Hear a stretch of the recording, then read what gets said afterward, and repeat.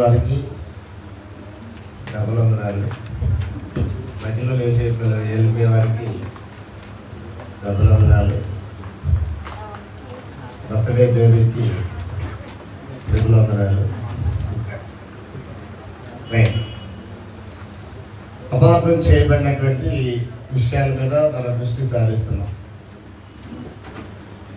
ఎక్కడైతే క్రైస్తవులు అనబడే వారి మధ్య విభేదాలు ఏర్పడ్డాయో ఆ విషయాలను ఆలోచన చేస్తాం. అంటే ప్రభుని ఒక్కటం, కనపరచడం, మహిపరచడం, పూజించడం, సాగిలు పట్టడం అనే విషయాన్ని ఏ ఉద్దేశంతో ప్రారంభ శతాబ్దంలో యూదులు చేశారు. ఎందుకంటే ఆయన ప్రారంభ శతాబ్దంలో ఎవరి మధ్య ఉన్నాడు? పరిచర్యలు ఎవరి మధ్య చేశాడు? ఆయన యూదుల మధ్య చేశాడు. యూదులకి యేసు ఆరోహణమైన తర్వాత అపోస్తలుడు యేసు దేవుడు అని చెప్పేవారికి యేసుప్రభు దేవుడు అనే విషయం వాళ్ళకి అసలు తెలియదు. కాబట్టి ఆయన్ని దేవుడని భావించి ఆరాధించాలనే ఆలోచనే బైబిల్కి పూర్తిగా వ్యతిరేకం. రాజని మెస్సియాని దేవుని కుమారుడు అని చెప్పి వాళ్ళు మొక్కిన సందర్భాలు మనం చూసాము. తర్వాత సేవించుట అనే ఒక పదాన్ని మీ దగ్గర ఉన్న పేజీలో 3వ పేజీలో చూడండి, 3-4 పేజీల్లో సేవించుట అనే ఒక పదాన్ని ఆరాధించడం అనేది చాలామంది భావిస్తూ ఉంటారు. ఈ కార్యక్రమం సేవించడం అనేది రాజును కూడా సేవించినట్టుగా మనం చూస్తాం. దేవుడిని సేవించడమే కాకుండా రాజును కూడా సేవించినట్టుగా చూస్తాం. నిర్గమకాండం 3:12 వచనంలో, నిర్గమకాండం 3:12 4:28 చదివితే అక్కడ మరియు దేవుడు మోషేతో చెప్పాడు, మీ పితరుల దేవుడైన యెహోవా అనగా అబ్రహాము దేవుడు, ఇస్సాకు దేవుడు, యాకోబు దేవుడైన యెహోవా మీ వద్దకు నన్ను పంపినని నీవు ఇశ్రాయేలీయులతో చెప్పమని, నిరంతరము నా నామం ఇదే, తరతరములకు ఇది నా జ్ఞాపకార్థ నామము. నువ్వు వెళ్ళి ఇశ్రాయేలు పెద్దలను పోగు చేసి మీ పితరుల దేవుడైన యెహోవా అనగా అబ్రహాము, ఇస్సాకు, యాకోబుల దేవుడు తనకు ప్రత్యక్షమై ఇట్లా నేను మిమ్మల్ని ఐగుప్తు నుండి మీ సంభవించిన దాన్ని నిశ్చయముగా చూసి తిని ఐగుప్తు బాధల నుండి పాలితలు ప్రపంచ దేశంలోనికి అనగా కనానీయులు వగైరా విషయాలు. అంటే వీళ్ళు మనకు అంత టైంలో ఇదంతా చదివేది. ఐగుప్తు నుండి విడిపించిన దేవుడు ఇశ్రాయేలుని సేవించడానికి దేవుడు వారిని పిలిచాడు. 4 ఏరియాలు చదివాడు ఒకసారి. 4:27 అప్పుడు మోషే తను పంపిన యెహోవా పలుకమన్న మాటలమేయో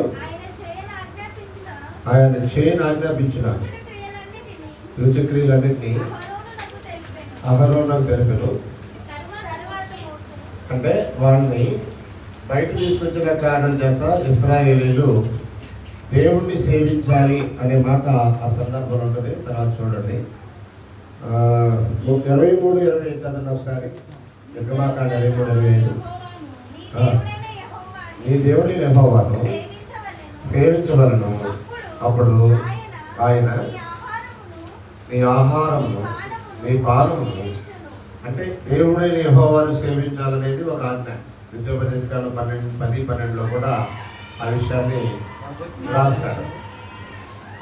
తర్వాత ఇశ్రాయేలీయులు యెహోవాను మాత్రమే సేవించేది అని సమూయేలు మొదటి గ్రంథం 7:14 చదవండి.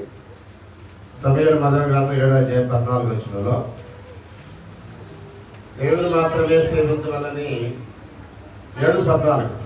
మరియు ఫిలిష్తీయులు ఇశ్రాయేలు యొద్ద నుండి పట్టుకున్న పట్టణమును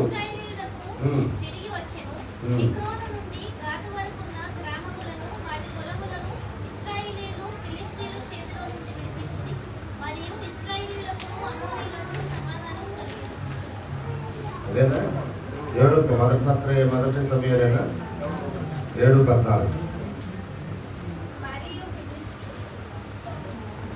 2:14 అనుకుంటా. అంటే ఇశ్రాయేలు యెహోవాని సేవించాలి. సరే అవన్నీ వదిలేసి లూకా 4 చదివండి డైరెక్ట్గా. మనం బయటలోకి వచ్చేద్దాం, టైం సేవ్ అవుతుంది. నీ దేవుడైనా యెహోవాకు మొక్కి, నీ దేవుడైన ప్రభువుకు మొక్కి ఆయన మాత్రమే సేవింపవలను. ఇలాంటి వచనాలు ఒకసారి నాగెళ్తుండదులే. ఇలాంటి వచనాలు యెహోవాని సేవించాలి అనే వచనాలు ఇశ్రాయేలుకి ఆజ్ఞాపూర్వకంగా హెచ్చరించిన సందర్భాలు ఉన్నాయి. ప్రభు కూడా దాన్ని బలపరిచాడు. ధర్మశాస్త్రంలో చెప్పినట్టుగా ఇశ్రాయేలు దేవుడినేనా లేకపోతే రాజులను కూడా సేవించినట్టుగా రికార్డ్స్ ఉన్నాయా అని చూద్దాం. మనం ఒకసారి కిందకి 2వ పాయింట్లోకి రండి. దినవృత్తాంతాల 2వ గ్రంథం 14 చూడండి. రెహబాముని సేవించమని ప్రజలు చెప్పుట. ఒకసారి చూడండి. రెహబాము రాజు అయిన తర్వాత అతన్ని సేవిస్తామని ప్రజలు చెప్తున్నారు. చూద్దాం ఒకసారి. అంటే సొలొమోను నియమించిన పరువైన కాదు మీరు ఒకవేళ నీవు తప్పించినట్లయితే మేము నిన్ను సేవించమని రెహబాముతో మనవి చేయగా. అంటే ఒకసారి ఇక్కడ జాగ్రత్తగా ఆలోచించండి. ప్రజలకి దేవుడిని సేవించడానికి రాజుని సేవించడానికి తేడా తెలియక మాట్లాడుతున్నారని అంటామా? ఈ సందర్భాన్ని బట్టి రాజైన రెహబాంతో చెప్తున్నారు, నీ తండ్రి బరువైన కాడి మా మీద ఉంచాడు సొలొమోను, ఆ కాడి సులకన చేసినట్లయితే మేము నిన్ను సేవించదము అని అంటున్నారు.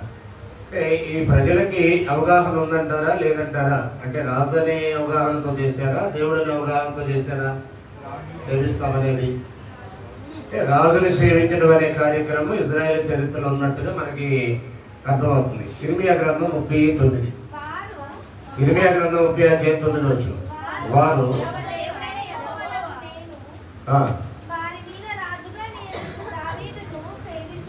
వారి మీద రాజుగా నియమించు దావీదును సేవించెదరు. ఎవరు చెప్తున్నారు ఈ మాట? దేవుడైన యెహోవా చదివిస్తున్న మాట ఇది. ఏమని చదివిస్తున్నాడు? దేవుడు నియమించిన రాజుని వారు సేవించెదరు అని అంటున్నాడు. అంటే దేవుడే అనుమతిస్తున్నాడా? రాజుని సేవించమని దేవుడే అనుమతిస్తున్నాడా? అంటే ఇప్పుడు రాజుని సేవించడం దేవుని సేవించడం రెండు ఒకటేనా? జాగ్రత్తగా ఆలోచించేయండి. రెండు వేరు వేరు అంటానికి మరొక ఉదాహరణ ఇర్మియా గ్రంథం 27:6. ఇర్మియా గ్రంథం 27:6 వచ్చింది. ఇప్పుడైతే నా దాసులకు బబులోను రాజైన నెబుకద్నెజరు వశము చేయించున్నాను, అతని సేవించుటకై భూజంతువులను కూడా అతని వశం చేయించున్నాను అన్నాడు. 49లో కూడా అదే చెప్తున్నాడు. ఇప్పుడు ఎవరికి అప్పగిస్తున్నాడు? ఎవరిని సేవించడానికి అప్పగిస్తున్నాడు? ఈ భాగంలో దేవుడైన యెహోవా తన జనులైన ఇశ్రాయేలుని అన్యరాజు అయినటువంటి నెబుకద్నెజరుకి అప్పగిస్తున్నాడు. ఏం చేయడానికి అప్పగిస్తున్నాడు? సేవించడానికి అప్పగిస్తున్నాడు. దేవుని సేవించడం, అన్యరాజు అయిన నెబుకద్నెజరుని సేవించడం రెండు ఒకటేనా? అంటే నెబుకద్నెజరు ఇశ్రాయేలుకి దేవుడు అయిపోతాడా సేవించినంత మాత్రాన? కాడు కదా. రాజుని సేవించడం దేవుని సేవించడం కాదు. అలాగే క్రీస్తుని సేవించడం అనేది ఉదయం మనం చూసాం. అది ఇప్పుడు చదవట్లేదు. దానియేలు గ్రంథం 7:14 కానీ, కీర్తన 18:43-49 కానీ, 72 కీర్తన 11 కానీ, రోమా 15:9 కానీ క్రీస్తుని సేవించిని, ఆది క్రైస్తవులు క్రీస్తుని సేవించిని అంటే రాజుని సేవించారనే భావన తప్ప దేవుని సేవించారని అర్థం కాదు. ఎందుకంటే క్రైస్తవులకి దేవుడు అక్కడనే క్లారిటీ ఉంది. కొరింథీయులకు రాసిన మొదటి పత్రిక 8:6 ఒకసారి చూడండి. కొరింథీయులకు రాసిన మొదటి పత్రిక 8వ అధ్యాయము, ఆకాశమందైనను భూమి మీదనైనను దేవతలను పైన వినును మనకు ఒక్కడే దేవుడు ఉన్నాడు, ఆయన తండ్రి. కాబట్టి ఒక్కడే దేవుడని ఎరిగిన తర్వాత మరొక దేవుణ్ణి సేవిస్తారనే ఆలోచన ఎలా చేస్తాం చెప్పండి? క్రైస్తవులకు ఎంతమంది దేవుళ్ళు? ఒకడేనా? ఎవరైనా తండ్రి. మరి ప్రభు సంగతి ఏంటి అంటే అది కూడా చెప్పాడు. చదువుల కిందకి అక్కడ 8:6 ఒకసారి చూడండి. మనకి ప్రభు అక్కడే, ఆయన యేసుక్రీస్తు. ఇక్కడ ఒకసారి చూడండి, దేవుడు అక్కడే ఆయన తండ్రి అన్నాడు, ప్రభు అక్కడే ఆయన యేసుక్రీస్తు అన్నాడు. క్లియర్గా చెప్పేశాడా? ఏమన్నా మనల్ని కన్ఫ్యూజ్లో పెట్టేశాడా? పౌలు గారు కానీ ఇంకా ఇతర రచయితలు కానీ ఎక్కడా కూడా మనుషుల్ని కన్ఫ్యూజన్లో పెట్టదు లేదు. అక్కడే చెప్పారు మనకు దేవుడు అక్కడే ఆయన తండ్రి, మన ప్రభు అక్కడే ఆయన యేసుక్రీస్తు. 7వ వచనం చూడండి ఒకసారి. అయితే అందరూ ఏది జ్ఞానం లేదు. ఒకసారి జాగ్రత్తగా వినండి. ఏ జ్ఞానం లేదు? పైన 1వ వచనం చదివితే 8వ అధ్యాయము వదిలేండి, చదవద్దు. విగ్రహాలను బలర్పించిన వాటి తినే విషయాన్ని డిస్కస్ చేస్తున్నారు. లోకమంతా విగ్రహం వంటిది అనేది ఒక విషయం మాట్లాడాడు. విగ్రహం ఏం లేదు, విగ్రహార్పితంలో ఏం లేదు అనేది మాట్లాడాడు. తర్వాత దేవతలను పడిన వీళ్ళను దేవుళ్ళు మాత్రం ఎంతో లేరు, ఒక్కడే దేవుడు ఆయన తండ్రి అన్నాడు. తర్వాత ప్రభు అక్కడే ఆయన యేసుక్రీస్తు అన్నాడు. అందరి ఎంత జ్ఞానం లేదంటే దేవుడు ఒక్కడనే జ్ఞానం లేదు, ప్రభు అక్కడనే జ్ఞానం లేదు, ఆయన ఎవరు అనే జ్ఞానం లేదు, ఈయనెవరు అనే జ్ఞానం కూడా లేదు. కొరింథీయులకైనా ఇప్పుడు కూడా ఉన్నారు ఈ జ్ఞానహీనులు. ఈ జ్ఞానం లేని వారు ఇప్పుడు కూడా ఉన్నారా? అంటే అందరూ ఏంది ఈ జ్ఞానం లేదన్నాడు కదా. ఏ జ్ఞానం లేదు అందరూ ఎందు?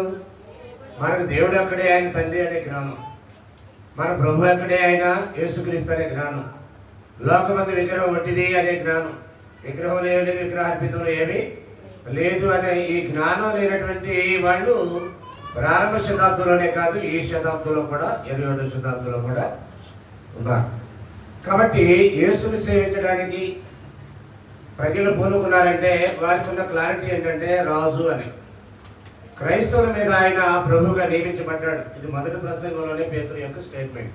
అపోస్తలుల కార్యం 2:36 ఏమంటాడంటే, మీరు సిలువేసిన యేసునే దేవుడు ప్రభువుగాను క్రీస్తుగాను నియమించాడు. ఎలా నియమించబడ్డాడు ఆయన? ప్రభువుగా నియమించబడ్డాడు. ఏమని ఒప్పుకోవాలన్నాడు రక్షణ పొందడానికి? రోమిలకు రాసిన పత్రిక 10:9-10 అదేమనగా యేసు ప్రభు అని నీ నోటితో ఒప్పుకొని దేవుడు మృతుల్లోనూ ఆయన లేపినని నీ హృదయమందు విశ్వసించినాడని నీవు రక్షించబడదు అన్నాడు. రక్షణకి ప్రామాణికం ఏంటి? యేసుని ప్రభు అని ఒప్పుకోవాలి. ఎందుకని? ఆయన్ని దేవుడు ప్రభుగా నియమించాడు కనుక. ఆయన్ని దేవుడు ప్రభుగా నియమించాడు. ఫిలిప్పీ పత్రిక 2:9 ఒకసారి చూడండి. ఫిలిప్పీలకు రాసిన పత్రిక 2:9. ఎందుకు ఆయన్ని ప్రభుగా ఒప్పుకోవాలంటే దేవుని మహిమార్థమై అని అన్నాడు.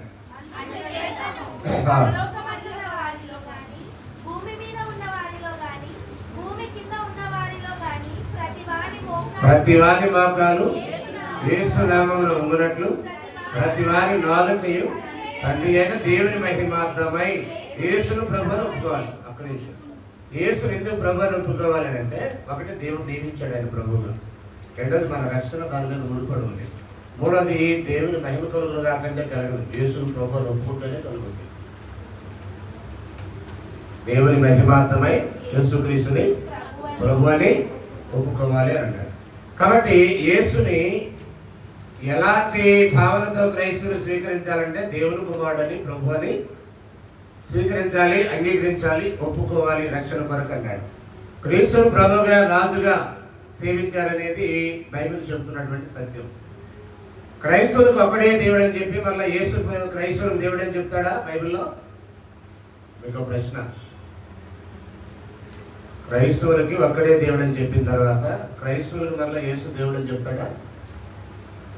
ఆయన దేవత్వం కలిగిన దేవుడు అనే మాట 100% సత్యం. క్రైస్తవులకు దేవుడు అని బైబిల్ ఎక్కడ చెప్పాల. యేసు ప్రభు క్రైస్తవులకి దేవుడు అని ఎక్కడ చెప్పాల. ఆయన క్రైస్తవులకి ప్రభు అయి ఉన్నాడు. దేవునికి నలుగురు మధ్యవర్తి అంటే క్రైస్తవులకి దేవునికి మధ్యవర్తిగా ఉన్నాడు. ప్రధాన కాపరిగా, ప్రధాన యాజకుడిగా క్రైస్తవుల పక్షాన వర్క్ చేస్తున్నాడు. ఇప్పటికీ కూడా విజ్ఞాపన చేస్తున్నాడు. ఆయన ప్రధాన యాజకుడిగా తన సంఘం కొరకు ఆయన విజ్ఞాపనలు చేస్తున్నాడు. ఇది ఆయనకి క్రైస్తవులకు ఉన్న రిలేషన్. ఏంటి ప్రభుకి నాకున్న రిలేషన్ అంటే, ఆయన నా ప్రభు, నా రాజు, నేను ఆయనకి దాసుని, ఆయన ద్వారా దేవుని ఆరాధించే వ్యక్తిని అనేది బైబిల్ చెప్పే స్పష్టమైన వివరణ. అంతేగాని నా దేవుడు అని ఒకవేళ యేసుని అన్నట్లయితే అప్పుడు నీకు ఇద్దరు దేవుళ్ళు అవుతారు. తండ్రి అని దేవుడు అప్పుడు ఈయన. నాకు ముగ్గురు దేవుళ్ళు అంటే నీకు ముగ్గురు దేవుళ్ళు అవుతారు. పరిశుద్ధాత్మ కూడా నాకు దేవుడు అంటే అప్పుడు నీకు ఎంతమంది దేవుళ్ళు అవుతారు? ముగ్గురు అవుతారు.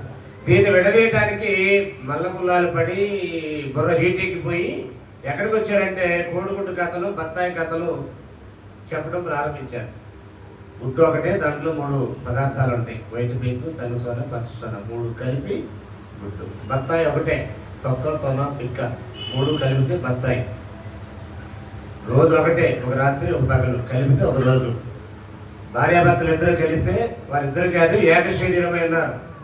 ఇలాంటి కథలు చెప్పడానికి ప్రారంభించారు. 3 కలిపి ఒక్క దేవుడు అంటానికి. వాస్తవానికి 3 కలిపి ఒక్క దేవుడు అనేది బైబిల్ ఎక్కడా స్థాపించినటువంటి విషయం. ఎక్కడా దాని ఆనవాలు కూడా మనకి కనిపించవు. దానికి వాడే పదం ఏంటంటే, నేను తండ్రి ఏకమై ఉన్నాము అనే మాట వాడతారు.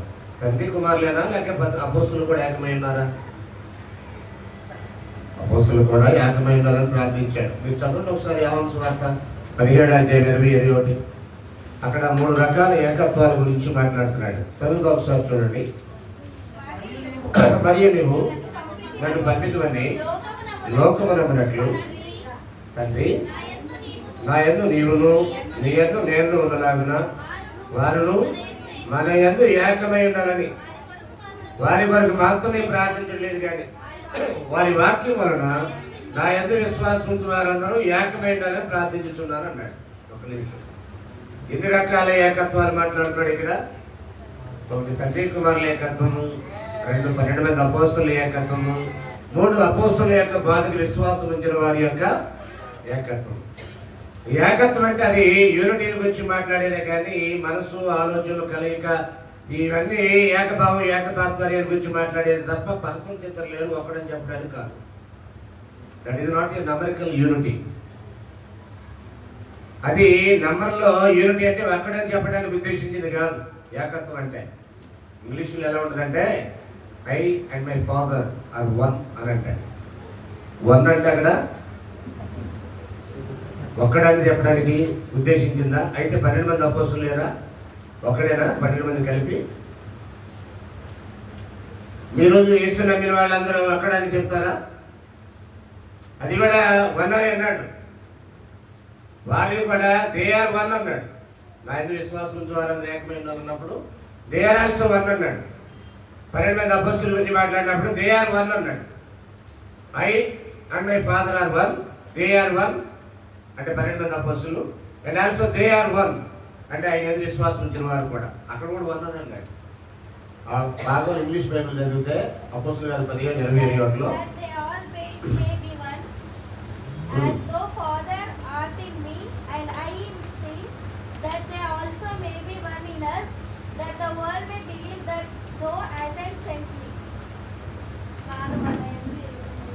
వారు మన యందు ఏకమై ఉన్నారన్నప్పుడు కూడా దే ఆర్ 1 అని అన్నాడు. అంటే ఒక్కడేనా? కాదు కదా. మీ పాయింట్ అర్థమైంది నేను చెప్పింది. I and my father are 1 అనేసరికి ఇద్దరు లేరు ఒక్కడని చెప్పడం మొదలెట్టారు ఆ వచనం తీసి. అదే వచనంలో 12 మంది అపోస్తులు కూడా 1 అన్నాడు. అదే వచనంలో వారి బోధకు విశ్వాసం ఉంచిన వారందరూ కూడా 1 అన్నాడు. అంటే వన్నెస్ అనేది అక్కడ ఏకత్వాన్ని, యూనిటీని ప్రజెంట్ చేయడానికి వాడింది, కానీ నంబరికల్ 1 కాదని. అంటే నంబర్లో ఒకడని కాదు. మనసులో, భావనలో, ఆలోచనలో ఏకత్వాన్ని గురించి మాట్లాడింది. అంతేగాని 3 ఎప్పుడు వేరువేరుగానే ఉన్నారని మొదట్లో మనం చూసాం. రైట్. ఇప్పుడు సేవించడం అనేది దేవునికైనా, రాజు కూడా చేశారా? Let's come to the point. దేవునినా లేక రాజులు కూడా సేవించారా? రాజులు కూడా. ఇప్పుడు నెబుకద్నెజరు సేవించారని చూసాం కదా. క్రీస్తు ప్రభువును కూడా సేవించారు, నెబుకద్నెజరును కూడా సేవించారు. దేశుని ఏ కాన్సెప్ట్తో సేవించారని మనం చూడాలి. యోహాను 12:26లో మనం ఉదయం చదివాము. అలాగే ఆదిమ క్రైస్తవులు ప్రభువును సేవించారని అపోస్తుల గారి 13:2 ఒకసారి చూడండి అక్కడ. తర్వాత పౌలు ప్రభువును సేవించినట్టుగా అపోస్తుల గారి 20:19 అంటాడు. 13 ఒకసారి అపోస్తుల గారిలోకి వచ్చేయండి. వారు ప్రభువుని సేవించారు. వదిలేయమ్మా 20:19 చూడండి.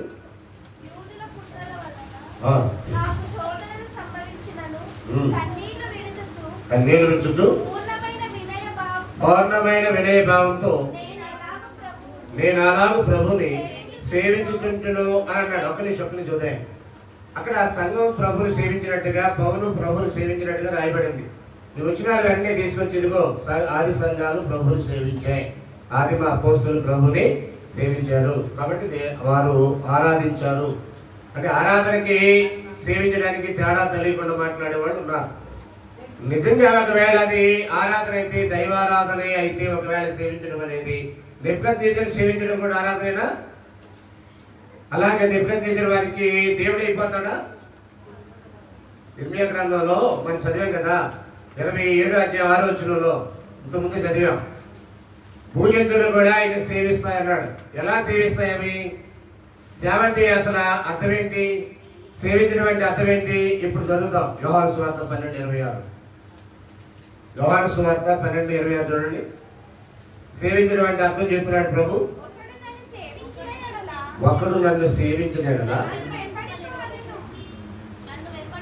అంటే ఆయన సేవిస్తున్నట్లుగా ఎలా ప్రూవ్ అవుతుంది? వెంబడించడం ద్వారా. అంటే సేవించడం అంటే ఏంటి? వెంబడించడం అని అర్థం. అంటే ఆయన ఏం చెప్పాడో అది చేయటం అని అర్థం సేవించడం అంటే. దాన్ని ఏమన్నాడండి ఇంగ్లీష్లో? సర్వీస్ అన్నాడు. లేదంటే దాన్ని ఎబేడ్ అనే హిబ్రూలో వాడాడు, గ్రీకులో డైకోనియో అనే పదం వాడాడు, ఇంగ్లీష్లో సర్వ్ చేయటం లేదంటే సర్వెంట్ అన్నాడు. దానికి పర్యాయ పదాలు ఏంటంటే సేవ చేయటం, పరిచయం చేయటం, ఊడికం చేయటం, లేక శిష్యరికం అనేది చేయటాన్ని తెలియజేస్తున్నాడు. ఇప్పుడు మనం ఒక విషయాన్ని జాగ్రత్తగా ఆలోచించాలి. భూజంతువులు ఎలా సేవ చేస్తాయి? ఇర్మియా గ్రంథం 27 చెప్పినట్టుగా కింద చూడండి ఒకసారి.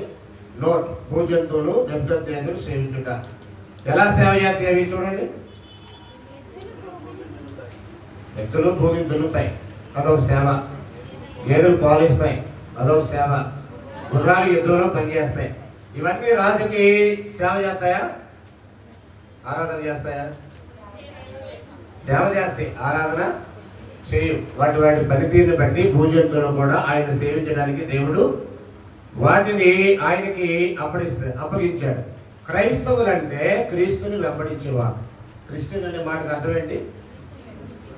క్రిస్టియన్ అనే మాటకి సింపుల్ మీనింగ్ ఏంటంటే to follow Jesus Christ, the followers of Christ అని సింపుల్ మీనింగ్.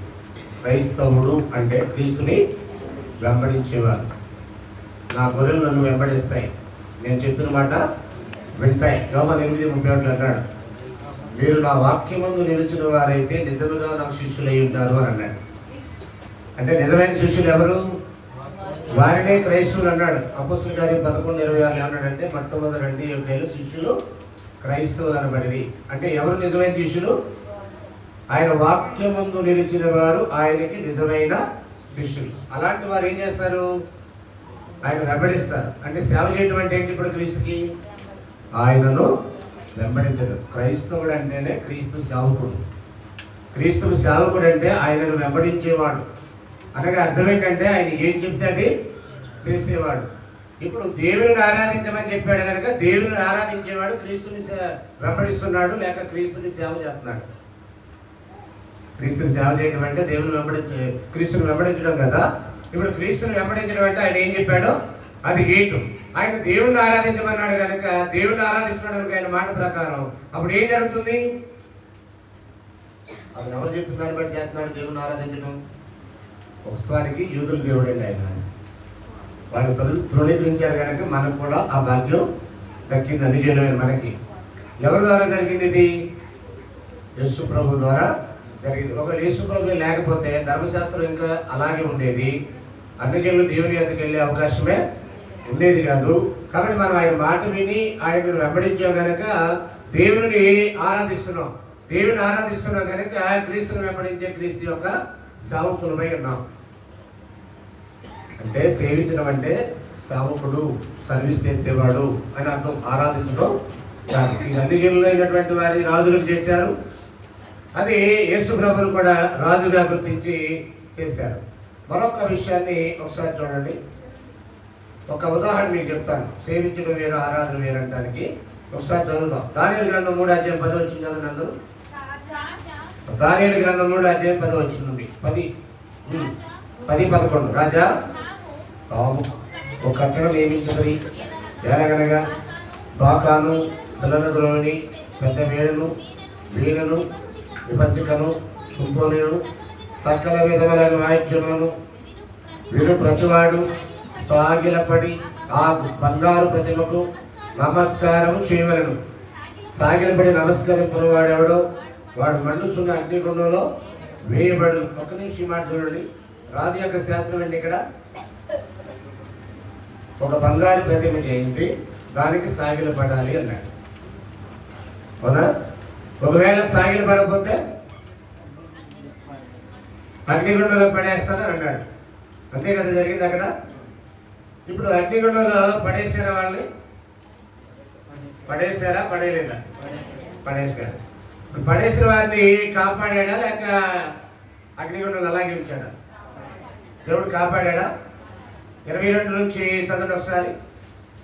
22 నుంచి దానియేలు 3:22 నుండి.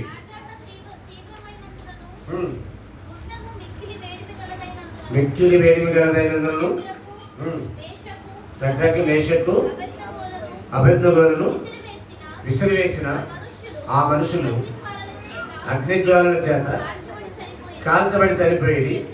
షద్రకు మేషకు అబేద్నెగో వారు ఆ ముగ్గురు మనుషులు బంధింపబడిన వారై మండుచున్న గుండంలో పడగా రాజు నెబుకద్నెజరు ఆశ్చర్యపడి మేము ముగ్గురు మనుషులను బంధించి ఉన్నాము.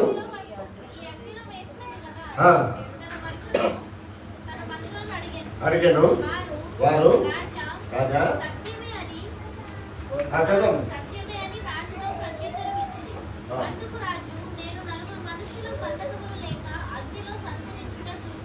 రైట్. ఒక్క నిమిషం. ఈయన వేసిందా ముగ్గురునంట, ఆయన కనపడిందో నలుగురు అంటున్నాడు. కింద చదివితే ఆ ముగ్గురికి ఏ ప్రాణహాని జరగల. వాళ్ళని విశ్లేషణ వాళ్ళు మాత్రం అగ్నికి ఆహుతులు అయిపోయారు. ఇప్పుడు దేవుడు కాపాడా? అగ్నికి ఆహుతి చేశాడు వారిని, షడ్రకు మేషకు అబేద్నెగోని. రైట్. ఇప్పుడు నా పాయింట్ ఏంటంటే జాగ్రత్త ఎందుకు చదివారంటే 27 గ్రంథంలో నెబుకద్నెజరు సేవించడానికే కదా వారిని అప్పగించింది. అవునా? చేశాను. నెబుకద్నెజరుని సేవించడానికే తన జనులైన ఇశ్రాయేలుని దేవుడు అప్పగించాడా లేదా?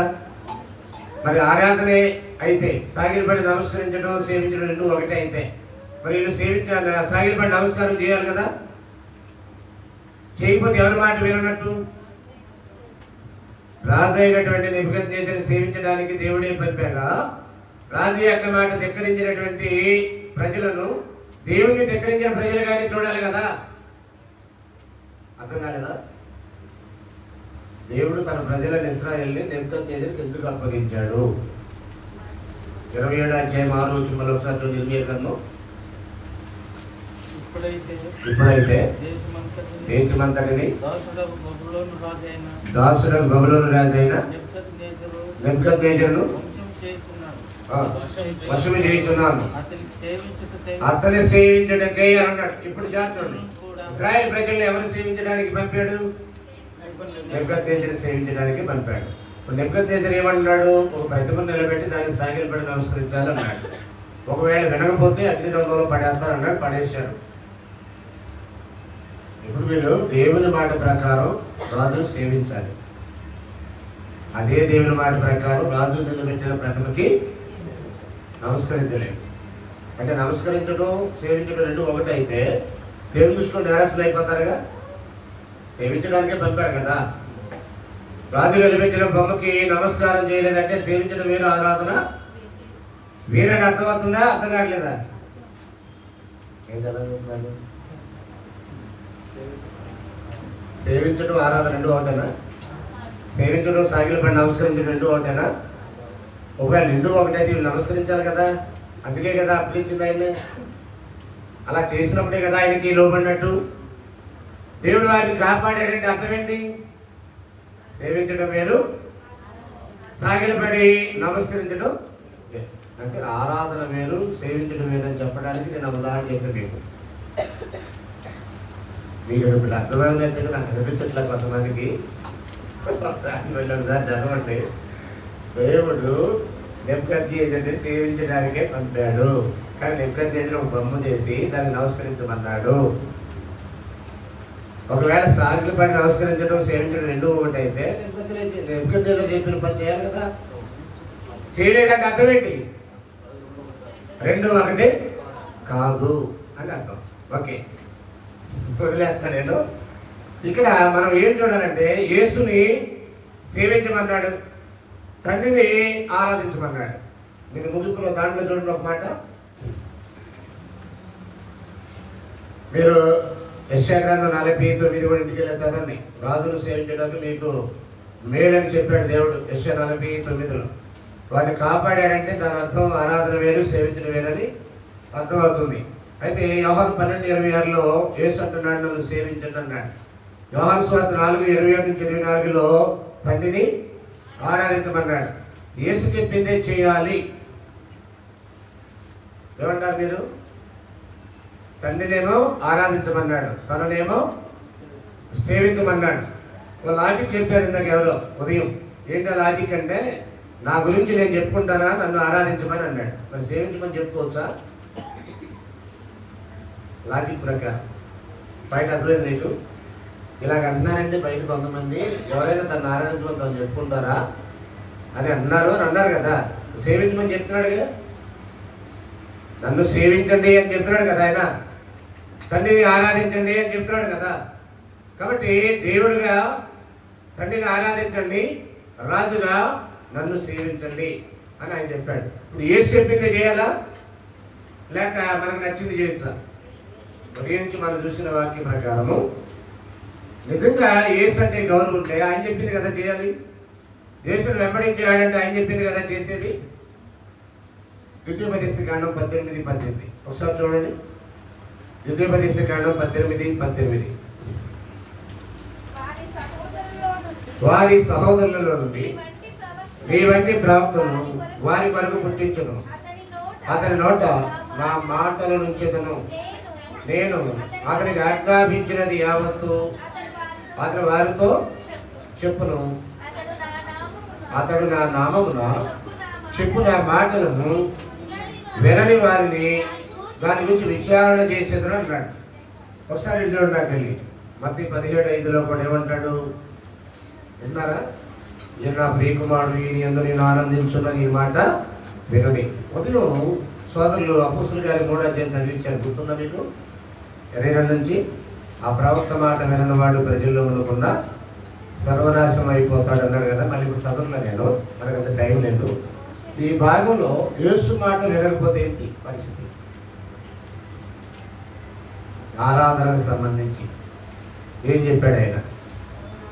తండ్రిని ఆరాధించమన్నాడు, అంతేనా? తననేమో సేవించమన్నాడు. ఆయన చెప్పిందే చేయాలా? ఒకవేళ చేయకపోతే దేవుని మాట విన్నట్టు కాదు. ఒకవేళ చేయకపోతే మోషే ప్రవచనాన్ని ధిక్కరించినట్టే. ఒకవేళ చేయకపోతే యేసు మాట కూడా ధిక్కరించినట్టే. అది ప్రమాదమా ప్రయోజనమా? ఎంత ప్రమాదం? ఈ మధ్య ఒక అతను అంటాడు, వారికి ఏం పోయే కాలం వచ్చిందో యేసుని ఆరాధించట్లేదు అంటున్నారు అని అంటున్నాడు.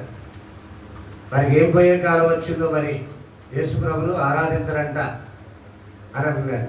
నిజానికి ఈ మాట ఎప్పుడు విన్నారు మీరు? పోయే కాలం అని పోతారు రే, విన్నారు ఎప్పుడని మాట? పోతాం అంటే ఏంటి? అక్కడక్కడ ఆడవాళ్ళు దుమ్మెత్తిపోతారు, సర్వనాశనం అయిపోతారని. ఆడవాళ్ళు కొంతమంది కోపంతో, ఇతరులకు మీద కోపంతో దుమ్మెత్తిపోతారు, సర్వనాశనం అయిపోతారు మీరని. విన్నారు మీరు ఎప్పుడని? ఎవరు అన్నారా? ఏమన్నా అనలేదా? మంచోళ్ళు ఇక్కడ అదే పదం వాడాడు. ఒకసారి చదువు అపోస్తలుల గారి 3వ అధ్యాయం. యేసు మాట వినకపోతే పరిస్థితి ఎంత తీవ్రం ఉంటుందో ఒకసారి చూడండి. అపోస్తలుల గారి 3వ అధ్యాయం 23వ వచనం కూడా, ఆ ప్రవక్త మాట విననివాడు ప్రజల్లో ఉండకుండా సర్వనాశనం అయిపోతారు. ఇప్పుడు చూడండి ఒకసారి, ఏ పోయే కాలం వచ్చిందో యేసుని ఆరాధించట్లేదు అని అంటున్నారు. అసలు పోయే కాలం ఎవరికి వచ్చింది చెప్పండి ఈ మాట బట్టి? నిజానికి యేసు మాట వినని వాడికి కదా. యేసు మాట ఏంటి? ఆరాధనకు సంబంధించి తండ్రిని ఆరాధించమన్నాడు కదా. ఇప్పుడు పోయే కాలం వాడికి వచ్చి అలాంటివి మాట్లాడటానికి ధైర్యం చేసి సాహసం చేసి ఇంకెవడికో పోయే కాలం వచ్చింది అంటున్నారండి. ఏం చెప్పాలి చెప్పండి? దొంగ దొంగ వచ్చినట్టు అలాగే ఉంది కదా. నిజంగా పోయే కాలం ఎవరికి? యేసు చెప్పింది చేయని వాడు కదా. యేసు ఏం చెప్పాడు అది చేసేవాడు పోయే కాలం వచ్చిందా? కాబట్టి ఒకసారి విజ్ఞతతో ఆలోచించేయండి. తర్వాత పక్కన మీకు ఉదయం టచ్ చేసి మనం ఇప్పుడు దాని పెద్దగా నేను ఆలోచన గణపరచుట అనేది యేసు ప్రభుని గణపరిచాడు, యేసు ప్రభు యొక్క సంఘాన్ని గణపరిచాడని ఉదయం చూసామా? చూడండి, దేవుడు మనుషులు గణపరచడం చూసామా బైబిల్లో? సంఘాన్ని మహిమపరిచాడు ఆయన. యేసుని సేవించే వారిని దేవుడు కనపరిచాడా? ఇక్కడ మనం చూస్తే సౌలుని దేవుడు కనపరచుట. సమూయేలు మొదటి గ్రంథం 15:30 చూడండి. అందుకు సౌలు, నేను పాపం చేసింది ఆయనను నా జనుల పెద్దలేదట ఇశ్రాయేలు ఎదుటను నన్ను కనపరిచిన యెహోవాకు. ఎవరిని కనపరిచారు? వచనంలో దేవుడు సౌలుని కనపరిచాడు. ఇప్పుడు దేవుడు సౌలు కనపరిచాడంటే సౌలు దేవుడా? దేవుడిని కనపరిచాడు కొన్ని దేవుడు సౌలుని. అంటే యేసుని కనపరిచారు కాబట్టి యేసును మనం ఆరాధిస్తున్నాం అని చెప్తున్నారండి. ఇప్పుడు సౌలు కనపరిచారుగా దేవుడు అంటే సౌలుని దేవుడు ఆరాధించాడని చెప్తామా? అంతే కదా, లాజిక్ ప్రకారం. అంతేనండి పౌలు గారు. యేసుని కనపరచడం ఆరాధించడం అని చెప్తున్నారు చాలా మంది. ఇప్పుడు దేవుడు సౌలు కనపరిచాడప్పుడు సౌలుని దేవుడు ఆరాధించాడని చెప్తామా? చదువు ఇంకో మాట చూడండి. దినవృత్తాంతాల మొదటి గ్రంథం 29:5. యెహోవా సొలొమోనును ఇశ్రాయేలు ఎదుటను బహుగా కనపరిచాడంట. ఎవరిని? సొలొమోనుని దేవుడు బహుగా కనపరిచాడంటే సొలొమోను కూడా దేవుడు ఆరాధించాడనే. అంతే కదా, వాళ్ళ లాజిక్ ప్రకారం కనపరచడం ఆరాధన అయితే దేవుడు సొలొమోనుని బహుగా కనపరిచాడంటే బహుగా ఆరాధించాడనే అన్నట్లు ఆయన్ని సాధారణ స్థితిలో నుంచి ఉన్నతమైన స్థితిలోనికి హెచ్చిస్తున్నాడు. హెచ్చించేదాన్ని గురించి మాట్లాడుతున్నాడు. మనుషుల మధ్య జరిగింది. మనుషులని దేవుడు కూడా హెచ్చించిన సందర్భాలు చాలా ఉన్నాయి. వదిలేస్తున్నాను నేను. ఒకసారి తల్లిదండ్రులు కనపరచడం, యజమానులు కనపరచడం, ఇలాంటి చాలా ఉన్నాయి. అంటే దీని అర్థం ఏంటి అని మనం ఆలోచన చేస్తే గ్రీక్లో తిమో అనే ఒక పదాన్ని వాడారు. గ్రీక్లో హెచ్చించడం, కనపరచడం అనే దానికి. దాని అర్థం ఏంటంటే గౌరవం, కీర్తి, గొప్పతనం. గౌరవించడం, కీర్తించడం, గొప్పగా చూడటం. దాన్ని దేవుడు కూడా మనుషులు ఒక్కోసారి గొప్పగా చూశారు. ఎంత చెప్పారు కూడా చాలా మందికి వచ్చి ఒక ప్రశ్న ఏంటంటే ఏం చెప్తున్నారని తెలుసా? యేసుని హీనపరుస్తున్నారు, తగ్గిస్తున్నారు అని మాట్లాడుతున్నారు. ఇదంతా శక్తి దేనికి అసలు? సోషల్ మీడియాలో కానీ ప్రజల మధ్య ఎంత శక్తులు ఏంటి? యేసు ప్రభువారికి ఏదో ఉన్నతమైన స్థితి ఉంది, ఆ ఉన్నతమైన స్థితిని మనుషులు తగ్గిస్తున్నారు అని. ఇది ఎంతవరకు నిజం ఒకసారి ఆలోచన చేద్దాం. ఒక్కటి బ్లంట్గా చెప్తాను, యేసు ప్రభుని తగ్గించడం అనేది భూమి మీద ఎవ్వరికీ సాధ్యం కాదు. మరొకసారి చెప్తున్నాను, మనిషి అయి పుట్టిన వాడికి ఎప్పటికీ యేసు ప్రభుని తగ్గించే శక్తి లేదు. మరి ఏం జరుగుతుంది అని అంటే ఒక బ్యాక్ డ్రాప్ గొడవంటారు, చట్ట ప్రచారం. లేని దాన్ని లేని వార్తలు పుట్టించడం అంటారు. మీకు బైబిల్లో 2 ఉదాహరణలు చెప్తాను. ఒకటి రాజుల మొదటి గ్రంథం 27 వచ్చాయి. యెజబెల్ ఒక ఆవిడ ఉంది. ఆవిడకు భర్త ఉన్నాడు. అతని పేరేంటి? అహాబు. ఇతనికి పక్కన ద్రాక్ష తోట మీద కళ్ళు పట్టాయి. నా బతుకో ద్రాక్ష తోట ఉంది. ఈ వ్యక్తికి కూడా ఇంకో ద్రాక్ష తోట ఉందంట. లేకపోతే మరొక ద్రాక్ష తోట బ్రతికిస్తానని ఎందుకంటాడు? ఉంది, కానీ ఇది కావాలంటున్నాడు. కూర తోటకు దేవునికి అడిగాడు మొత్తం మీద. వాడేమో నా పిత్రాజేతి ఉండడానికి కుదరదు అన్నాడు. అప్పుడు వీడు వెళ్ళి అలిగి మూతి ముడుచుకొని కొనుక్కున్నాడు. ఏంటయ్యా నువ్వు అలిగావని భార్య వచ్చి కామలు అడుగుతారుగా, సంబంధం లేనట్టు వెళ్ళిపోదు కాము. అలిగేవేంటి అనుకోనాలు అనిపించుకోండి, ఏంటి మూతి ముడుచుకొని కొనుక్కున్నావు అని అడిగితే వాడిని ద్రాక్ష తోట అడిగాను నా బతులు వాడు ఎవరన్నాడు, అందుకే నేను అలిగి కొనుక్కున్నాను. ఈవిడ అంటది, మరి నువ్వే రాజు అసలు ఆ ద్రాక్ష తోట కోసం ఎంత అవసరమా? అది ఎట్లా నేను చెప్తా, నువ్వు లేచి ఫోన్ చేయాలి. 2 పరిమాణాలను తీసుకొని అబద్ధ సాక్షులు క్రియేట్ చేసి వీడు రాజుకి దేవునికి వ్యతిరేకంగా మాట్లాడుతున్నాడని తప్పుడు సాక్ష్యాలు పుట్టించి రాళ్ళతో కూడా చంపేస్తారు. అపొస్తలుల కార్యాలు 6-7 అధ్యాయాలు చదివితే 6 అధ్యాయం 10వ వచనంలో ఒక మాట చదవండి. మనకి రాజుల గ్రంథం చదివే టైం లేదు, మీకు అందరికీ తెలిసిన విషయం. ఒకసారి 6వ అధ్యాయం అపొస్తలుల కార్యము 10వ వచనం చూడండి. మాట్లాడుట యందు అతడు అనుభవించిన జ్ఞానమును అతనిని ప్రేరేపించిన ఆత్మను వారు ఎదిరింపలేక పోయింది. అప్పుడు వారు వీడు మోషే మీదను దేవుని మీదను దూషణ వాక్యములు పలుకుగా మేము వింటిమి అని అన్నారు. ఒక నిమిషం, నిజంగా మాట్లాడారా? మేము వింటిమి అని చెప్పుటకు ఏం చెప్పారు చూడండి. వాళ్ళు కుదుర్చుకోవడం ఏంటండి? నిజంగా మాట్లాడితే కుదుర్చుకోవాల్సిన అవసరం ఏంటి చెప్పండి. నిజానికి మోషే మీద కానీ దేవుని మీద కానీ స్తపన వ్యతిరేకంగా మాట్లాడా? మరి ఎందుకు అలా మాట్లాడుతున్నారు వాళ్ళు? మాట్లాడుట యందు అతడు అనుభవించిన జ్ఞానమును వారు ఎదిరింపలేక ఇలా చేశారు. ఆ రోజు యెజబెల్ ఏం చేసిందో స్తపను కూడా అలాగే దొంగ సాక్ష్యాలు పుట్టించి రాళ్ళతో కూడా చంపేశారు. నాబోతును ఎలా చంపించారో అబద్ధ సాక్ష్యాలు చెప్పి అలాగే స్తపను కూడా అబద్ధ సాక్ష్యాలు క్రియేట్ చేసి రాళ్ళతో కొట్టి చంపించేశారు. 2 సంఘటనలో నీతి ఉన్నాయి. ఏంటో తెలుసా? చేతగాని వాడు చేసే పని అది.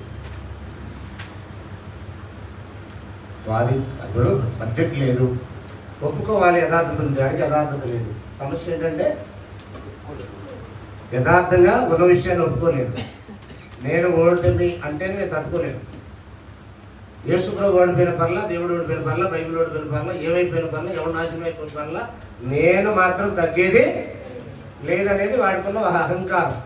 ఈ అహంకారం ఏం చేస్తుందంటే లేని వార్తలు పుట్టించి ఇప్పుడు యేసుప్రభుని తగ్గిస్తున్నారు, యేసుప్రభుని తగ్గిస్తున్నారు, యేసుప్రభుని తగ్గిస్తున్నారు, యేసుప్రభుని తగ్గిస్తున్నారని ఒక చెత్త ప్రచారం చేస్తున్నారు సమాజంలో. అందులో వంశీ ఒకడు, అందులో జేమ్స్ ఒకడు. యేసుప్రభుని గురించి ఎవడు తగ్గించే సాహసం చేయడం చేసినా చల్లదు. మళ్ళీ చెప్తున్నాను నేను, పాలు లాంటి పురుషత్వం లాంటి పెద్ద పెరగలు యేసుప్రభుని తగ్గించలేరు. ఇంకెంత మనుగాడైన ప్రపంచంలో యేసుని తగ్గించలేదు. మరి ఏం జరిగింది అని మనం ఆలోచన చేస్తే దేవుడు అయి ఉన్నాడు 100%, దేవునితో సమానుడు 100%, దేవునికి ఎన్ని అర్హతలు ఉన్నాయో అన్ని అర్హతలు ఆయనకు ఉన్నాయి. అయితే ఏం జరిగిందంటే ఆయనే తన్ను తాను తగ్గించుకున్నాడు. చూద్దాం ఒకసారి దానికి సంబంధించిన లేఖనాలు. ఈ అబద్ధ ప్రచారాన్ని ఖండించండి. ఎక్కడైనా ఎవడైనా మాట్లాడితే ఎవడో తగ్గించడం ఏంటి? ఆయనే తను తాను తగ్గించుకున్నాడు. చదువుతాం ఒకసారి క్రీస్తు మాటల్లో. యోహాను సువార్త 14:28. 14:28 తప్పు కాదు తల్లి. 14:28.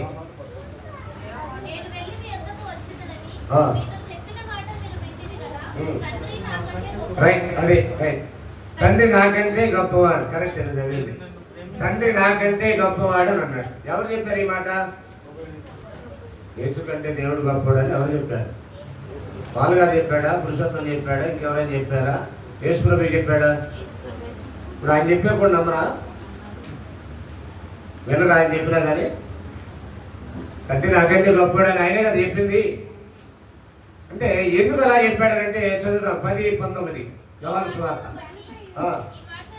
ఈ మాటలు బట్టి యూదుల్లో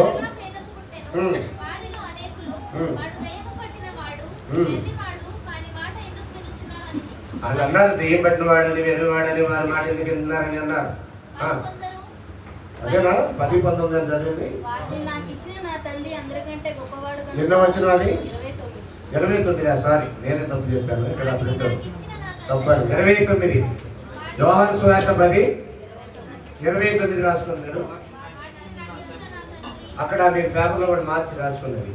వాడిని నాకు ఇచ్చిన తండ్రి అందరికంటే గొప్పవాడు కనుక అంటే నాకంటే గొప్పవాడు అన్నాడు, అందరికంటే గొప్పవాడు అన్నాడు. ఎవరు చెప్పారు ఆయన అంత గొప్పవాడని? తండ్రి అయిన దేవుడు యేసు కంటే గొప్పవాడు, తండ్రి అయిన దేవుడు అందరికంటే గొప్పవాడు. ఎవరు చెప్తున్నారు ఈ మాట? ప్రభువైన యేసే చెప్తున్నాడు. అలాగని మనం తగ్గిస్తాం ఆయన్ని. యేసు కంటే తండ్రి గొప్పవాడని మనం చెప్పామనుకో, ఆయన చెప్పిందే మనం చెప్పింది. అందరికంటే దేవుడు గొప్పవాడని మనం చెప్పామనుకో, మనం చెప్పిందా ఆయన చెప్పిందని? ప్రభు చెప్పింది. చదువుదా ఒకసారి 13-16 చూడండి ఒకసారి. దాసుడు తన యజమాని కంటే గొప్పవాడు కాడు, పంపబడిన వాడు తను పంపిన వాడి కంటే గొప్పవాడు కాడు. ఇందులో పంపబడిన వాడు ఎవరు, పంపిన వారు ఎవరు? పంపబడింది ఎవరు, పంపినది ఎవరు? పంపింది తండ్రి అయిన దేవుడు, పంపబడింది ప్రభువైన యేసుక్రీస్తు. తర్వాత మరొక విషయంలోని అపోస్తలులు కూడా ఈ విషయాన్ని మాట్లాడారు. కొరింథీయులకు రాసిన 2వ పత్రిక 8:9 యేసు ప్రభువు చెప్పాడు, నా తండ్రి నాకంటే గొప్పవాడు, నా తండ్రి అందరికంటే గొప్పవాడు, పంపిన ఆయన కనుక పంపిన వారి కంటే పంపబడిన వాడు గొప్పవాడు కాడు అని కూడా ఆయన స్వయంగా చెప్పాడు. చదువు ఒకసారి.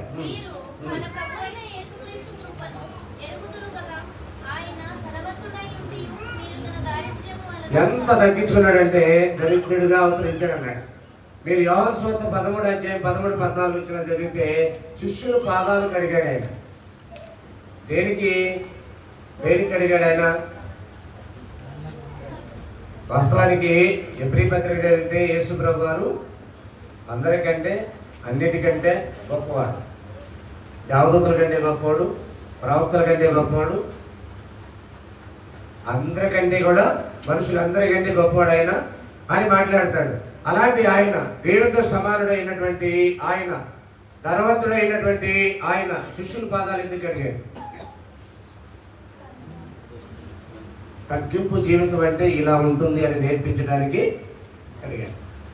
అంటే ఆయన తగ్గించుకోకుండానే నటించాడంటారా?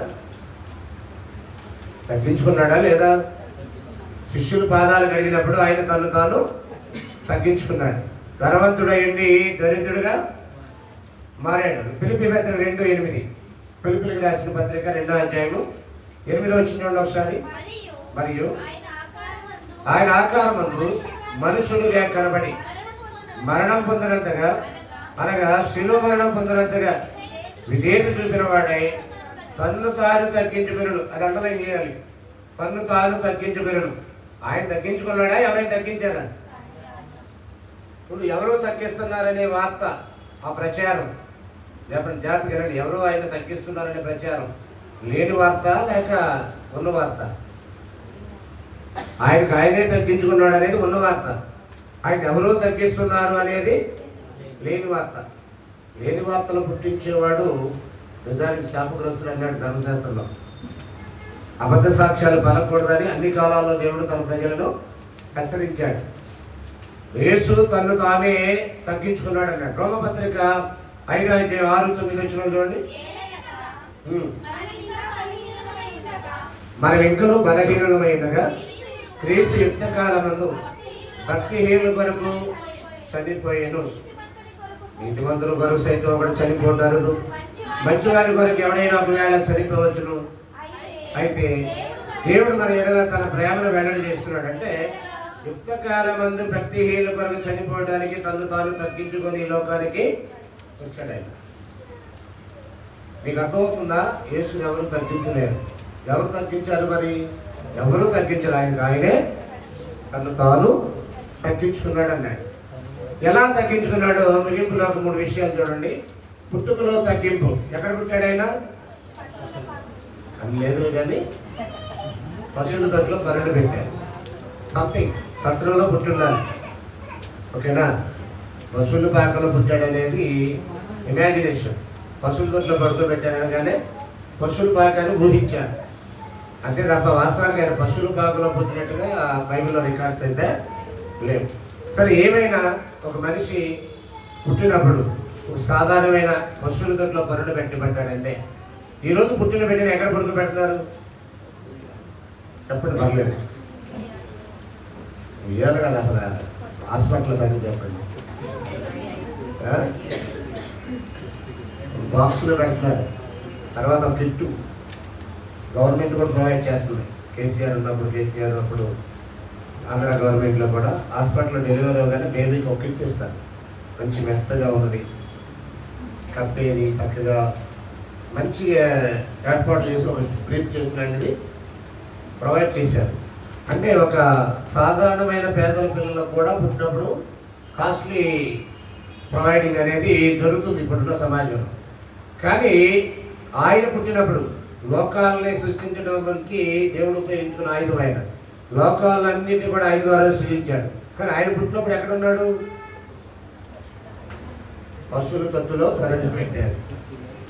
అవునా? ఒక సాధారణమైనటువంటి స్థలంలో ఆయన జన్మించడం జరిగింది. ఎందుకంటే తగ్గింపు ఏముంటుంది. తర్వాత 8వ అధ్యాయం 28 ఒకసారి. అందుకు యేసు నక్కలకు గొర్రెలని ఆకాశ పక్షులకి మనుష్య కుమారునికి తరవాల్సిన స్థలమే లేదు అన్నాడు. ఎంత దీన స్థితి అది చూడండి ఒకసారి. ఇది అర్థం చేసుకోవడానికి ఒకరోజు ఆయన గాడిద మీద ఆయన ప్రయాణం చేసినట్టుగా మనం చూస్తాం. గాడిద మీద అంటే సామాన్యులు వెళ్తారా లేక రాజులు వెళ్తారా? నిజంగా నీ రాజు గాడిద మీద వస్తున్నాడంటే ఆయన దీనుడై అని అన్నాడు. లోకాలు సృష్టించిన వాడు సాధారణమైన జీవితంలోకి రావడానికి కారణం ఏంటి? ప్రజలకు తగ్గింపు జీవితాన్ని నేర్పించడం. తను తగ్గించుకున్నవాడు హెచ్చించబడతాడు, హెచ్చించుకున్నవాడు తగ్గించబడతాడు. ఈయన కూడా అలాగే హెచ్చించబడ్డా? ఇప్పుడు చదవండి, ఫిలిప్పీయులకు రాసిన పత్రిక 2వ అధ్యాయము 9వ వచనం.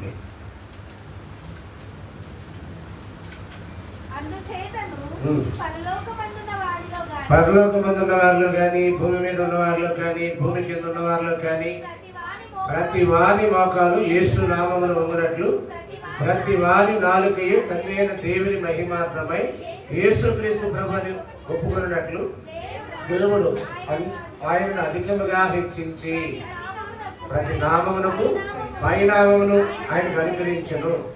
అంటే పరలోకమందు ఉన్న వాళ్ళు కానీ, భూమి మీద ఉన్న వాళ్ళు కానీ, భూమి కింద ఉన్న వాళ్ళు కానీ ప్రతి వారి మోకాలు యేసు నామమును ఉన్నట్లు ఆయన అధికముగా హెచ్చించారు. ఇప్పుడు నాకు చూడండి, ఆయన సూత్రం ఏంటి? తగ్గించుకున్నవాడు హెచ్చించబడతాడు. ఇప్పుడు ఈ తగ్గించుకున్నాడని మేము ఇప్పుడు వరకు చూస్తాం. హెచ్చించబడ్డాడు ఆయన కూడా ఎన్ని లోకాల్లో? 3 లోకాల్లో. పరలోకమందు కానీ, భూమి మీద కానీ, భూమి కింద కానీ అన్ని లోకాల్లో ఆయన హెచ్చించబడ్డాడు. అయితే హెచ్చించినటువంటి వ్యక్తి ఒక ఆయన ఉన్నాడు. ఎవరైనా? తండ్రి అయిన దేవుడు. ఆయన ఈయనకి డౌన్ ఉన్నాడా? ఈయనకి పైకి ఉన్నాడా? అందరికంటే ఒకసారి చదువుతాం చూడండి. పైన ఉన్నవాడు తండ్రి అయిన దేవుడు, ఆయన యేసు కూడా పైన ఉన్నాడని చెప్పాడు. కొరింథీయులకు రాసిన మొదటి పత్రిక 11వ అధ్యాయం. కొరింథీయులకు రాసిన మొదటి పత్రిక 11వ అధ్యాయం చూడండి ఒకసారి.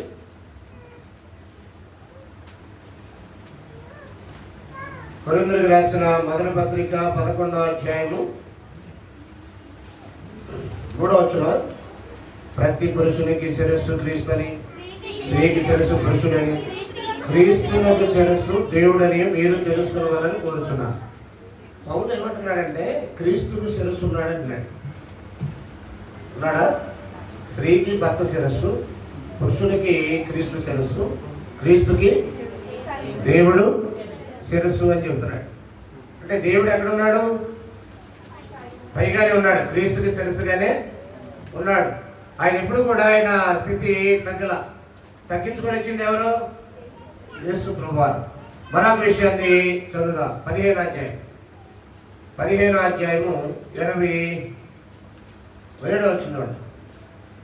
దేవుడు సమస్తమును క్రీస్తు పాదముల కింద లోపర్శించును, సమస్తము లోపరచబడి ఉన్నదని చెప్పినప్పుడు ఆయనకు సమస్తమును లోపరిచిన వాడు తప్ప సమస్తము లోపరచబడి ఉన్నదన్న సంగతి విదితమే. ఒక్క నిమిషం.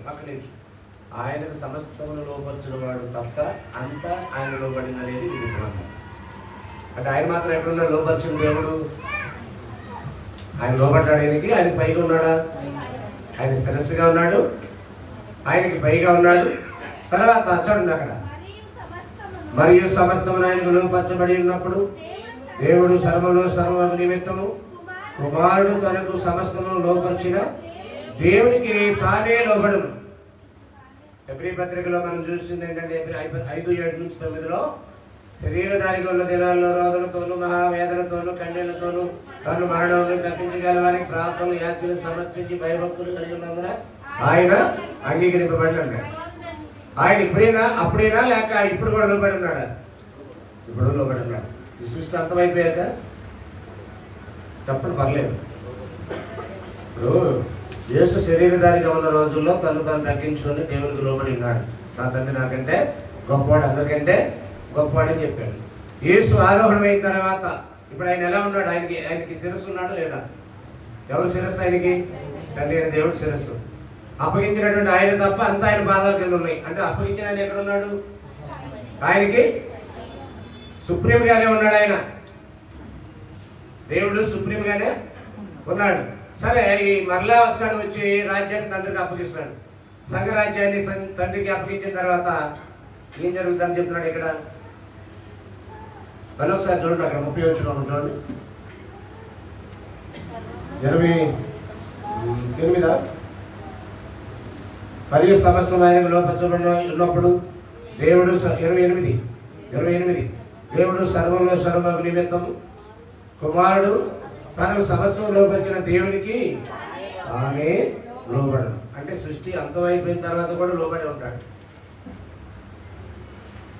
ఇప్పుడు చెప్పండి, ఎవరు తగ్గించుకున్నారు?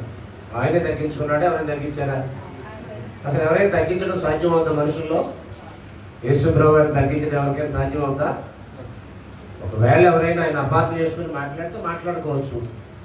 వీడు తిండిపోతూ తాగిపోతూ వాడి మాటలు ఎందుకు వింటారని సజీవంగా తిండిపోతూ మనం అంత మాత్రం చేత ఆయన తిండిపోతా, ఆయన త్రాగుపోతూ అవుతాడా? ఎవడో కూర్చోడని అవుతాడా? 3 మేకులు బిక్కువలేనాడు ముల్లోకాలు ఎలాగే వెళ్తాడని అడుగుతున్నాడు. అప్పుడు వాడు అడిగినంత మాత్రాన ముల్లోకాలకు అధిపతి కాదు ఆయన. పరలోక మంది అధికారం లేదా? ఆయనకి సర్వాధికారం. భూలోక మంది లేదా? ఋతుల్లోకంలో లేదా? సర్వాధికారం ఉంది కదా. ఒక కుర్రోడు ఇలాగే పాపం బైబిల్ చదువుతూ మత్తయి సువార్త 8వ అధ్యాయం తీసి ఆఖరిగా మాట చూసి మనం ముగిద్దాం. చూడండి ఏమన్నాడంటే, మత్తయి సువార్త 8వ అధ్యాయం 18 వచ్చింది. పరలోకమందును భూమి మీదను నాకు సర్వాధికారము ఇయ్యబడి ఉన్నది అని అన్నాడు. ఒకసారి చూడండి, నాకు వెళ్ళి అసలు ఆ యేసు దేవుడు కాదంటే, దేవుడు నువ్వు ఒప్పుకోపోతే నువ్వు అసలు క్రైస్తవుడే కాదంటూ మొదలెట్టి ఈ వచనం చెప్తున్నాడు. ఏం చెప్తున్నాడు ఆ వచనంలో? ఆయన అధికారాన్ని బట్టి ఆయన దేవుడు అని అంటున్నాడు. మరి అసలు అధికారం ఇచ్చింది ఎవరు? ఇవ్వబడినది అని అంటున్నాడు కదా. ఇవ్వబడింది అన్నాడు, ఉన్నది అంటున్నాడా? చెప్పండి, అక్కడ ఏమన్నాడు? ఆ వచనంలో ఏమంటున్నాడు? ఇవ్వబడిందా ఉన్నది అంటున్నాడా? ఇవ్వబడినది. ఎవరిచ్చారు ఆయనకి? చదివారు కదా, ఫిలిప్పీ పత్రిక 2వ అధ్యాయం 6 నుండి 11 వచనాలు చదివారు కదా. దేవుడు ఆయన అధికముగా హెచ్చించి అన్నాడు. అంటే హెచ్చించింది ఎవరు? తండ్రి అయిన దేవుడే కదా హెచ్చించింది. చిన్నవాడు పుచ్చుకున్నవాడి కంటే గొప్పడనా? గొప్పడని ఎవరు చెప్పారు? యేసు ప్రభువారే చెప్పాడు. ఇప్పుడు మనం ఆయన మాట వినాలా? చెప్పండి. ఫైనల్గా ఆఖరి లైన్ చూడండి, అక్కడ ఏమన్నాడు? ఈ ప్రపంచానికి యేసు మాటే ఫైనల్. ప్రపంచానికి యేసు మాటే ఫైనల్. ఆయన చెప్పింది ఎవరైనా చేయాలి. కాదు అంటే పరిస్థితి ఏంటి? ప్రజల్లో ఉండకుండా సర్వనాశనం అయిపోతారన్నాడు. ఏ విషయంలోనైనా, ఉదయం పాల్గా చెప్పాడు, మళ్ళీ దాన్ని చెప్పట్లే, ఏ విషయంలోనైనా యేసు మాట వినాలి. అన్ని విషయాల్లో మీరు ఆయన మాట వినాలి అని అన్నాడు. అపొస్తలుల కార్యం 3:23లో అన్ని విషయాల్లో మీరు ఆయన మాట వినాలి. ఆయన మాట వినడం వాడు ప్రజల్లో ఉండకుండా సర్వనాశనం అవుతాడనే మాటని మనం చదివాం. కాబట్టి ముగింపుగా పేతురు మొదటి పత్రిక 3:9 చూడండి. పేతురు రాసిన మొదటి పత్రిక 3వ అధ్యాయం 9 చూడండి. ఆశీర్వాదములకు వారసులకు మీరు పిలువబడుతుంది. అంటే మన శాపానికి కదా, ఆశీర్వాదానికి వారసులు అవడానికి పిలువబడ్డాం మనం. శాపగ్రస్తులు అవడానికి కాదు కదా. శాపగ్రస్తులు ఎవరు అవుతారు? చదువుతా 2వ పత్రిక 3వ అధ్యాయం 16-17. 2వ పత్రిక 3వ అధ్యాయం 16-17.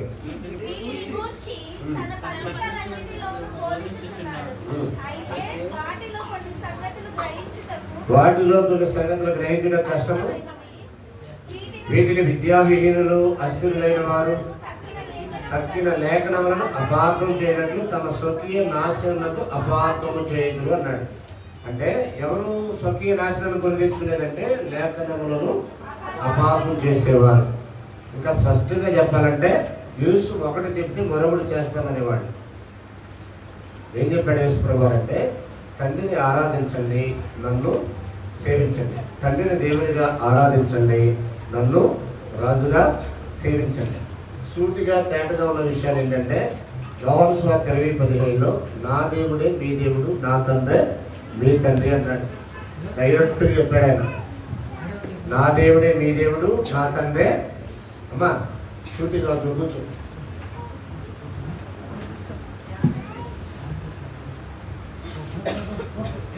అంటే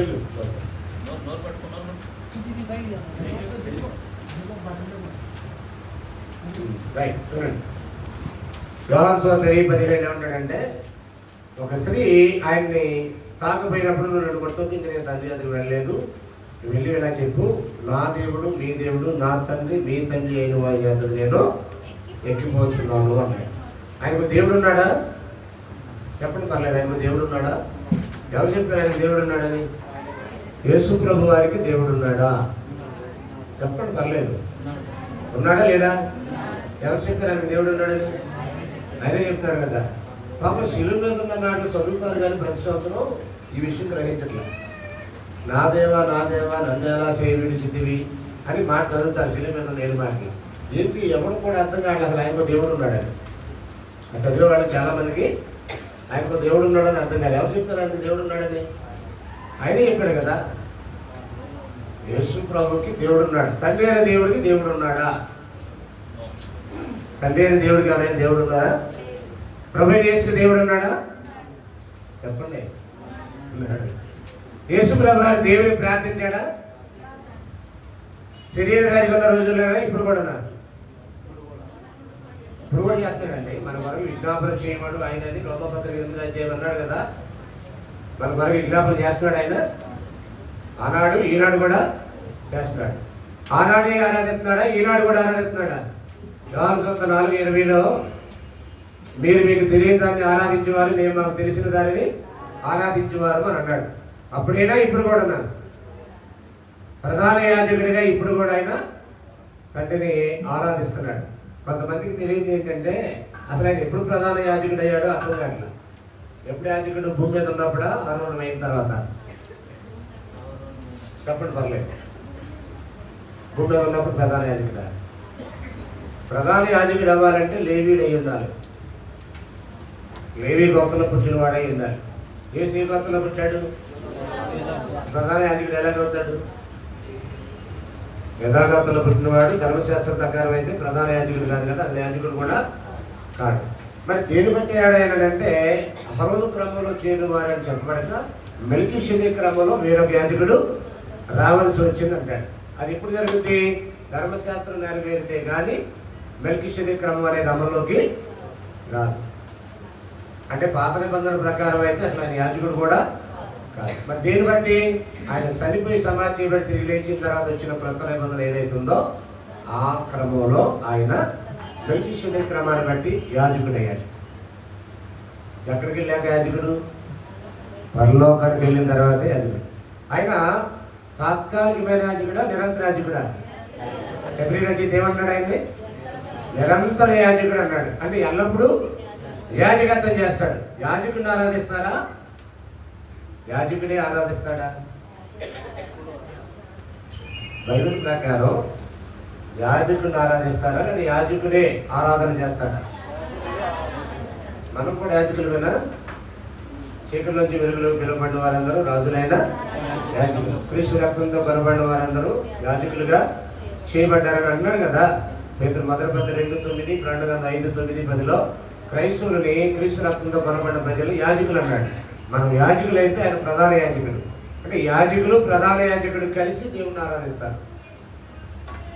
సమస్య ఏంటంటే ఇప్పుడు ఇంత క్లియర్గా ఉన్న సమాచారాన్ని వదిలి మేము యేసుని కూడా ఆరాధిస్తాం, ముగ్గురిని ఆరాధిస్తాం అని అంటారు. సరే ఆరాధించు. ఇప్పుడు ఎవరు వద్దన్నారు? ఇన్ని అడుగుతున్నారు. తర్వాత వెళ్ళేది కదా ఇక్కడ.